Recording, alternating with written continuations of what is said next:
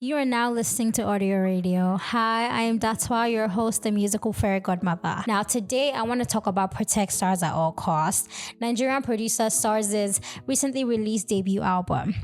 To the average Nigerian, Sarz is not a new name. I can never forget being in secondary school in 2012 and hearing Beat of Life featuring Wizkid for the first time. Now, let me tell you, that is not a sound that ever leaves you. And over the years, I have been following his career and he has given us so much great music, be under his own name or while collaborating and working with other artists, that you really don't even realize that he hasn't given us a full album up until this.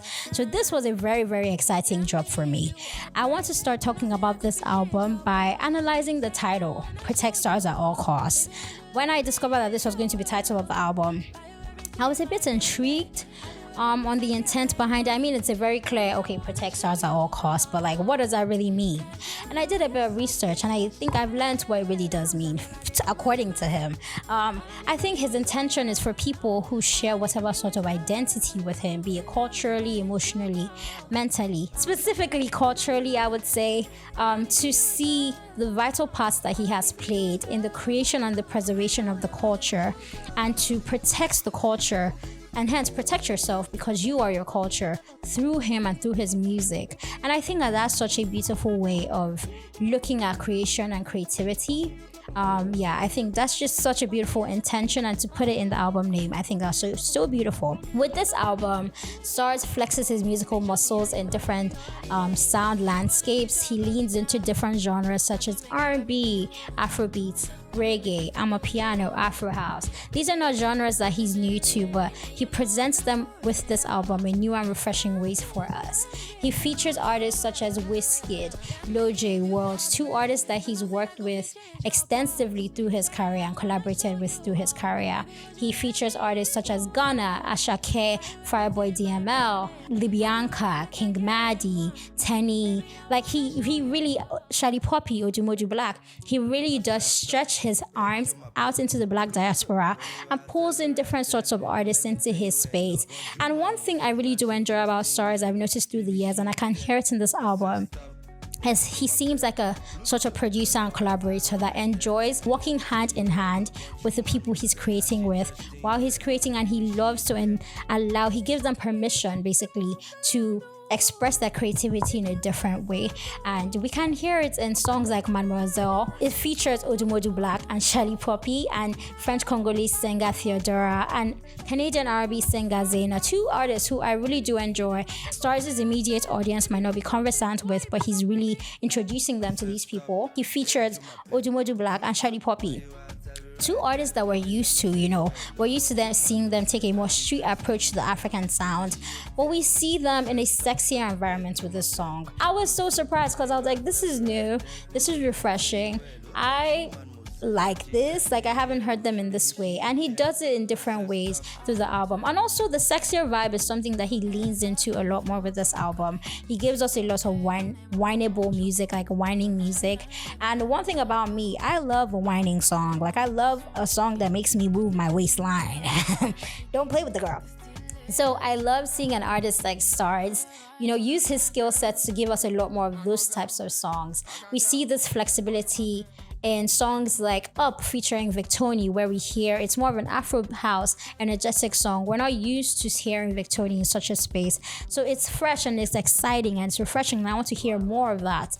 So he really does seem like someone that loves to collaborate and present artists in new and refreshing ways. With this album, he uses the voices of these artists to tell stories and tell of themes of gratitude and peace and love and sex and money. Literally the first song is called Grateful, and it transitions into a song called Happiness. So I want to assume that this is a man that is, at peace in his mind and is feeling a bit calm and feeling happiness, and he wants to use his music to express that, and I really do appreciate that. And the theme of money is also very interesting to me because over the last couple of years, I've been intrigued by the sort of acclaim and recognition that a lot of Nigerian producers and African producers have been getting in the, in the cultural music industry and context, in the cultural context and music industry.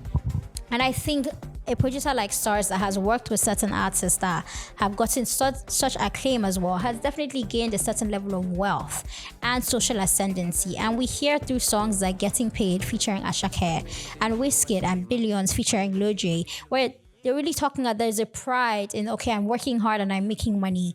It's there in this music. And I really, I love seeing this sort of things, because we've seen a lot of producers gain a lot more recognition and speak about the sort of money that maybe the counterparts that were working years before, or even them that have been working for years in this industry, have not really been seeing. But with African music becoming more of a global phenomenon, we're seeing a lot more of these producers gain that recognition. And also, like, it's exciting for me. That's what I'm trying to say. It's very exciting for me to watch. So yeah, the beats of the album are so great. They're so layered, so complex, so Sarz. Sarz is a producer that understands the instruments and the tools at his disposal, and understands how to present himself and the culture in new and refreshing ways.